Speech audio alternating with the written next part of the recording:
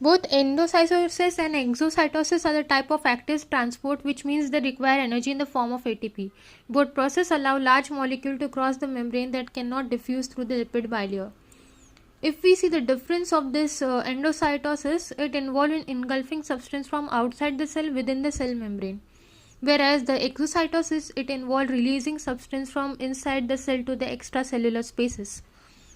If we see the endocytosis, it traps substance in a vesicle derived from the cell membrane, and the exocytosis involves in fusing vesicle with the plasma membrane and releasing their content. And the example include releasing hormone from the cell, and it helps in the cell excrete waste product. If we see the endocytosis, examples include the phagocytosis. It allows the cell eating, pinocytosis, and also cell drinking. It helps the cell to intake the nutrition from the environment.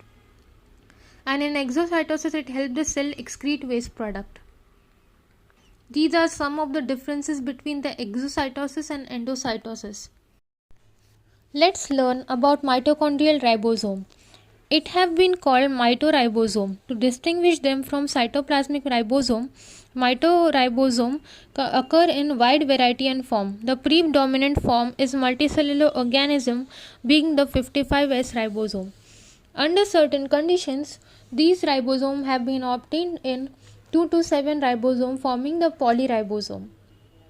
55 to 60S mitoribosome have been demonstrated in rat, rabbit, pig and cow. The sedimentation coefficient of vertebrates mitoribosome range from 54S to 61S, since the average is closer to 55S than 60S. The ribosomes are called 55S ribosome. To distinguish them from the 70S bacterial ribosome and the 80S cytoplasmic ribosome, the 55S mitoribosome consists of small 30S subunits and large 40S subunits. The reporters indicated that 55S ribosome was significantly smaller than the 80S. Cytoribosome were also assumed to be appropriately smaller than the 70S bacterial ribosome.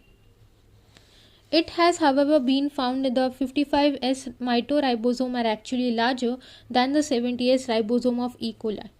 The smaller subunit of the mitoribosome contain 12 to 13 srRNA and the larger subunit 16 to 17 srRNA. The RNA content of the mitoribosome is much less than that of the cytoribosome. They contain only half of the ribosome of bacterial ribosome. The 5 srRNA of prokaryotic and eukaryotic ribosome play an important role in binding amino acetyl tRNA to the ribosome. A distinguishing feature of animal mitoribosome is that they are rich in protein. Mitochondria contain all the components to support protein synthesis. Estimating of the number of different proteins synthesizing range from 1 to 2 to 10 to 15. The protein synthesized are relatively low molecular weight precursors polypeptide. Now let's see what is polyribosome. Protein synthesis does not take place on individual ribosome, but on a group or a cluster of ribosome. These group of ribosome are called polyribosome or polysomes. The ribosome of polyribosome may be arranged in a linear manner or may form a rosette-shaped cluster. 270S or 80S ribosome from a dimer of 100S and 120S respectively. The 200S polyribosome responsible for hemoglobin synthesis have 5 to 6 ribosomes. The 60S polyribosome of poliovirus have 16 to 18 ribosomes per cluster. The number of ribosomes in a polyribosome depend on the length of the mRNA molecule that takes part in the synthesis. Polyribosomes are formed with increase in the magnesium ion concentration. The 70S ribosome form a dimer of 100S when the magnesium ion concentration is increased 10 times. Now, what are the function of ribosome? It is a site of protein synthesis. It carries tRNA from the nucleus to the site of protein synthesis. tRNA provide amino acid and anticodon site, and the ribosome also have protective function. The mRNA strand which passes between the two subunits in the protected form the action of the enzyme. These are the functions of ribosome. Functional sites of ribosome. Lake has given an account of functional site of E. coli ribosome. Initiation factor, that is IF3, which is required for binding natural mRNA to the small subunit, bind to the site near the cleft. These sites include a part of the platform and a part of the 1/3 region. IF3 link to the protein S11 and S12, S13, S19 and S7 located in the site.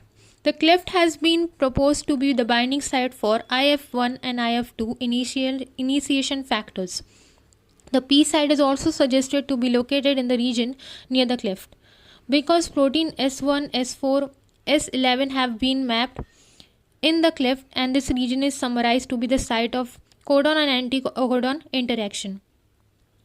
Proton S5 is implicated in the tRNA binding and codon recognition, and its location on the exterior of the small ribosome. Transfer RNA of both A and P site are located on 30S and 50S interface. Since protein S5 tRNA bind and codon recognition is located on the external site, and the IF3 binding site is on the internal interface side of the peptide transferase, and still contact S5. Lack explained it as a recognition site. S5 is likely to be the part of the R site. Amino acid tRNA is presumed to first bind to the R site and then switch over to the A site. This change in the postulate to involve a conformational changes in the anticodon loop of the tRNA molecule. The R site concept is described as a functional and physical distance state of AAtRNA. During the initial codon recognition, EF2 is probably near the cluster of S19, S10 and S4.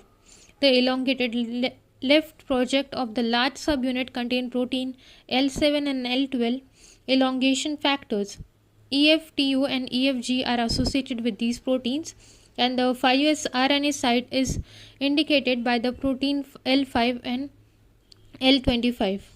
L11 is suggested to be near the peptidyl transferase P site.